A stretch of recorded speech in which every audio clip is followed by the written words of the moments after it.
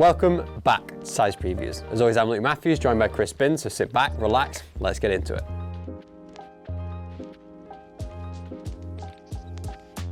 I kind of think recently, we've been getting ahead of ourselves and only showing our projects, and I think we've kind of missed a few gems sitting about, you know. I think we need to put our foot on the ball a little bit, like hold back what we're showing from the exclusive side of things, and then just have a look at some homes that people might have missed over the last few weeks. Because over the last few weeks, there's been some absolute gems, and I think it kind of follows on for the last episode. Yeah. We've got a few nice Cortez in, haven't we? Yeah, I mean, what you would have seen recently landing is this pair. It kind of references OG, but it's, again, like we talked about in the last episode, Cortez is an iconic shoe, innit? Do you mean? Yeah. 1972, I think the original one. I think there's a lot of backstory in another brand and a lot of legal implications and stuff like that. It's a great story if you want to go and read it. We won't go into that again, but just talk about the product being, it's an iconic shoe, and it's great, and it's so easy to wear, man. I've been wearing the SMU a lot, and it's so easy to wear. It's such a great shoe. Yeah, and I think we obviously spoke about this in the last episode. We talked about our exclusive Cortez being made with that premium perforated suede. Leather is obviously what people expect when you think of Cortez. Yeah. And it is obviously what I think, and we did mention it last time, but it's been remastered, it's been retooled, and you actually can see that the more substantial tooling makes a massive difference when you're wearing it. Yeah, massive. The thing that's really interesting about Cortez is we've been kind of, there's a lot of Nike retro basketball stuff, and I think Nike become this basketball brand almost. We've got Matt's product, and there's a lot more kind of like innovations they kind of bring through, but they were a running brand. Yeah, that's totally essentially how they started out, and this was like the starting point, or one of the starting points for them guys. So to see it back for us is massive, and it's huge for the brand. I think the fact we've got this, and then we've got some sneaky little colourways we're going to show you that you might not have seen yet, but you may have done. So the Cortez journey is going to be a long one. It's going to go to the back end of the year and beyond, innit? Do you know what I mean? So we're going to see more and more great executions. I mean, these are kind of really nice. I like the way they play with suede, similar to our SMU on that one. They've got some nice detailing on the heel and that as well, referencing when the shoe kind of was originally conceived. And then this is just a great colourway, do you know what I mean? It's a women's colourway. It's gone up into men's size. It's just another great colourway. So Cortez for the rest of the year is looking great. It is, and I think what's also worth noting is obviously right now we're seeing a shift in terms of the way people are wearing the product, and I think that T-toe we spoke about a lot in things like Samba and Gazelle. Obviously this really translates to this look as well. Exactly, it's just a great vintage shoe. It's worth picking up as well on the details on this shoe. Obviously we spoke about these are very, very OG in terms of materialisation. Yeah. Obviously with this you get that real hairy suede with a contrasting tumbled leather. And the one for me that wins on this, you know me when I'm a sucker for this, is that exposed foam tongue, man. It does it for me every single time. But it's not even just that though. Obviously there's the branding on the heels, there's a debris added on there as well. That for me is it's not strange, but I quite like the fact that it picks up the difference on the foam there as well. So you don't often see that on a Cortez. So next up is one of my favourite bringbacks in a long time from a brand we don't ever speak about on this, and it's the Salomon ACS Plus. I think the thing with Salomon is that this brand's, it's not coming out of nowhere. Obviously, it's got a lot of heritage behind it and stuff like that, but the last few years it's been more and more out there with XT6 and stuff like that. I think it's nice to see something outside of the XT6 space that's really, like I said, it's quite aggressive, let's be honest, but it's just a great shoe, isn't it? And it gives you something different to the XT6, I would say. Yeah, it is, and also we saw the shoe come through with the ACS Pro first. It literally disappeared. You could not get hold of a pair. And the Plus, it just gives you that look, but obviously there's a little bit more depth on there. There's a little bit more materialization. What I love about the Salomon product is it's super, super functional. Yeah. Like a lot of people that buy it from us aren't wearing it for the sole purpose. I mean, let's be honest, they're not. No. But if you wanted to, you could, and that's obviously what really translates well. The mad thing is about this shoe is probably around about nearly 20 years old, something like that, maybe a little bit less, but it still looks like it was made yesterday. Massively, massively. And I think what's really nice is now when you go into a size store, the Salomon portfolio and roster is really widening. Yeah. So like you say, they've had XT6, we've had the introduction of XT6 Expanse in there as well. ACS Plus alongside those three is a really real mainstay of our brands now. So we have spoke about Nike basketball, and we spoke about Cortez, but I do feel in the world of Dunk, Air Force and Jordan 1, we were missing an iconic model in that basketball trifecta. Yeah, well I mean one that's, you'll probably know what's coming. It's something that's been out there recently. It come back with that Georgetown colour. Can you guess it? I'm almost like asking you to guess it here.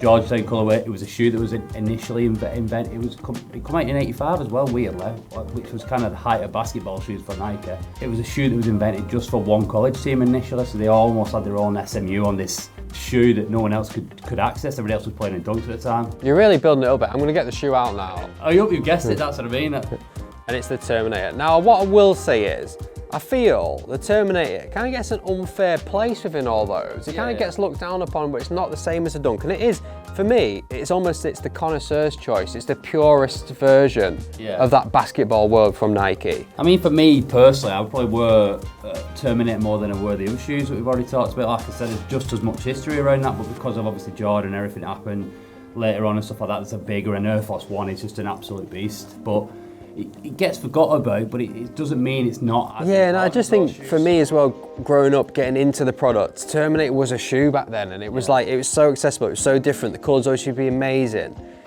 I just have a real soft spot for this shoe. Yeah, I think one thing about the shoe as well, I think it looks great when it's like in a high, because obviously that's where the history is, but when you see it in a low as well, so it could be some breaking news here, so when you see it in a low as well, it just makes even more sense. I mean, you've got it back in them kind of like traditional colours and stuff, like Michigan colour on that one, so it's like, it's just a great shoe. I think you hit the nail on the head. I think we're saying it's a connoisseur shoe. It's someone who knows a little bit more, he's got a bit more different off the beaten track, I would say, from a Nike historic. I think, yeah, because the shoe is so iconic, it is very much like, I want that look of that vintage basketball, but something slightly different. And again, you get the different paneling, you get the different call out on the heel. And you probably get a little bit more elevated leather on these, I'd say, as well, compared to what we've seen recently. I mean, the materials on every Terminator we've had so far has been ridiculous. I think they've really specced it up. Do you mean, it is a little bit of a higher price point, but once you get the shoe in hand, that you can see where that money is. So I mean, these are all very traditional in terms of colour blocking, very traditional in terms of materialisation and makeup. Now there is one coming that I'd say wouldn't be as traditional, it's a little bit more contemporary. So I think the Terminator journey has only just started, and I think we're going to see more and more throughout the year, lows and highs, and I think this is the first time we're going to really see some storytelling applied to it. It's going to be different materials on it, it's a bit more storytelling around these ones. And I mean, it just lends itself really well to this kind of premium makeup. Hurry leathers. I mean, you touch on materials.